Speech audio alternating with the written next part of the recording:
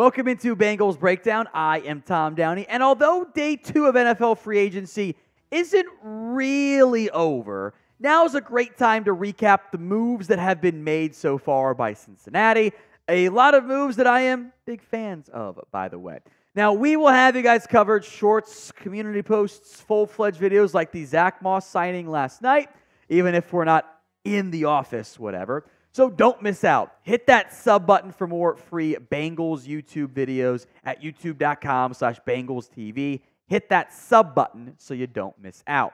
Now, we will get to that surprise Joe Mixon trade here, but Mike Gesicki is the newest Bengals tight end, a one-year deal, emphasis here, up to $3.25 million.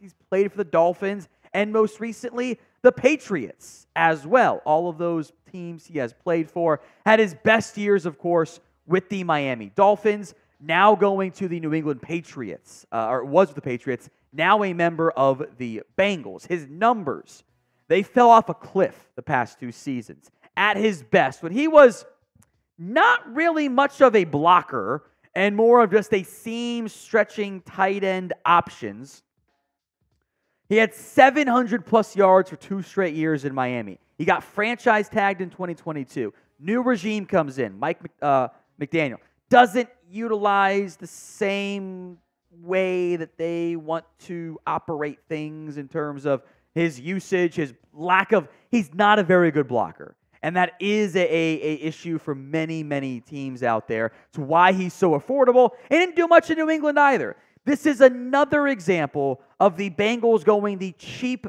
veteran tight end route. I am a little bit surprised.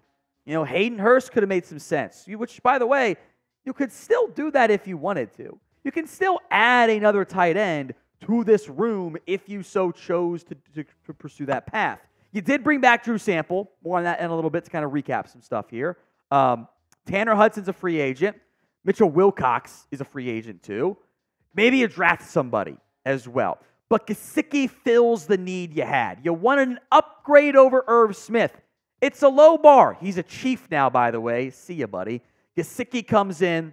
No issues at all with that particular move.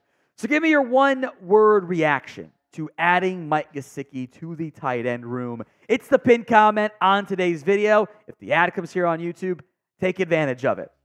Go down there and go vote. Meanwhile, also at tight end, this came through yesterday. We didn't really hit it because of other news, stuff going on here at Chat Sports. Drew Sample, 3-year, $10.5 million deal. Now, I will make note here for both Drew Sample and for Mike Gesicki, the contract details are not fully available. Just says up to.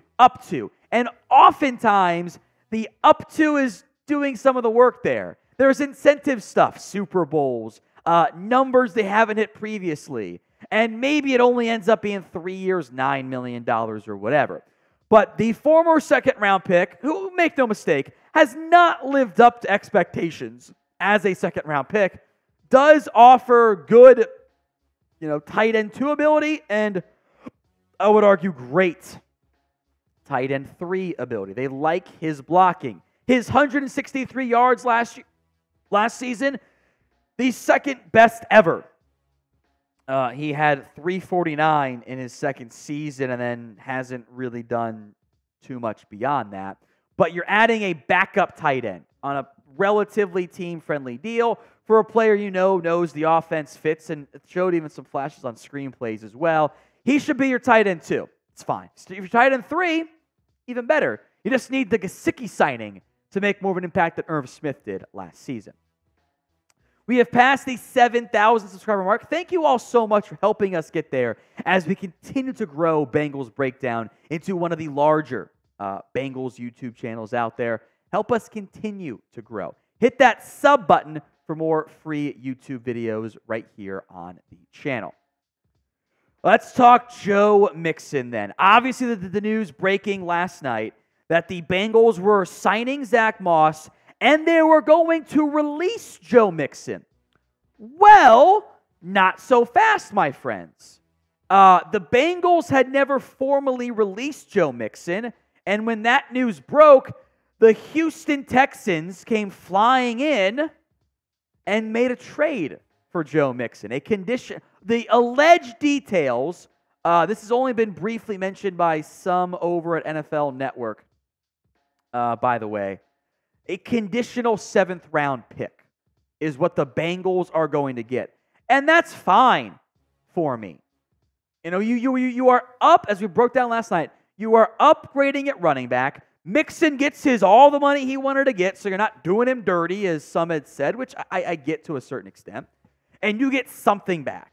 You know, maybe that's even a conditional 2025 draft pick based on what Mixon does. I don't know.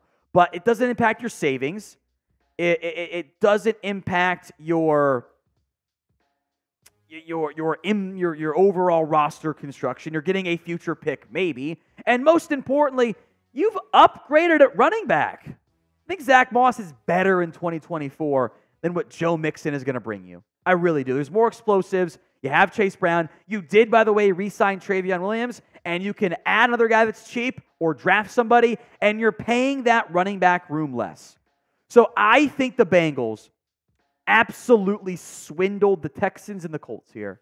I think they just took it to the AFC South. I have no ill will here towards Joe Mixon. It's not what I'm trying to do. I wish him the best of luck in games that don't directly impact the Bengals. But I wanted to get better in the running back room, and I think the Bengals have done that. We asked this last night when the news broke. Do you feel any differently now? Pick a running back, ZM for Zack Moss or JM for Joe Mixon. It's not really much of a conversation for me. This is pretty clearly Zack Moss. Smaller sample size of the past couple seasons, much more efficiency. That matters. You want some bigger plays. You want a guy that thrives in those shotgun runs that the Bengals love to do. This is your guy. This is a great scheme fit, fills the need, it's affordable. I think there are several NFL teams that might look back next year and go, why the hell didn't we do that deal? I think the Bengals had one. For a day one value sign, it's not very common of those. Bengals got one. So grade Bengals free agency so far. Some thoughts on some of the other moves that have happened coming momentarily, but sound off in the comments section. A, B, C, D, or F. The big splashy move was Geno Stone. And this deal in the end, by the way, folks, might end up looking a little bit more like a 2-year, $14 million deal. The exact details still not yet. Actually, we do have them here. I'll break them down for you. 2 years, $14 million. He's going to count $6.03 million on your cap this year and $7.98 on the cap next year. And if you wanted to, you could cut him with little to no guaranteed money left. It's a $3,000 signing bonus. You'll pay half of that next year. You could cut him if you needed to. This is an awesome signing. You're getting that good safety who kind of had caused some issues for Joe Burrow previously. We shall see what happens with Daxton Hill long-term and or Jordan Battle, but you have that true free safety. He's going to turn 25 in a couple of days, frankly, in like a month or so. You've got a good player there. I love that one for the Bengals. I thought the Geno Stone signing, we'll see what else happens in the safety market. Fairly quiet so far. It's a good move. It's a good move by Cincinnati. The other one I wanted to mention here briefly was linebacker. We did a short on it last night. Last afternoon. I don't know. Time all blends together for me. Akeem Davis Gaither back on a 1-year deal up to $3 million there. You had to re-sign one of your free agents, ADG, Marcus Bailey, and or Joe Bacci. You have done that. You have a linebacker 3 plugged in. You have special teams value plugged in there. Maybe Devin Harper ends up being a piece for you, and or you re-sign Bailey or Bacci, and or you draft somebody. Still got to figure out offensive line and or defensive tackle. Now, I'll say the tackle markets move very slowly. That's good news for the Bengals. The defensive tackle market makes no sense. Massive contracts to not very good players. You know, the Cardinals have done 2 of those. Does concern me. But so far, so good for Cincinnati in free agency.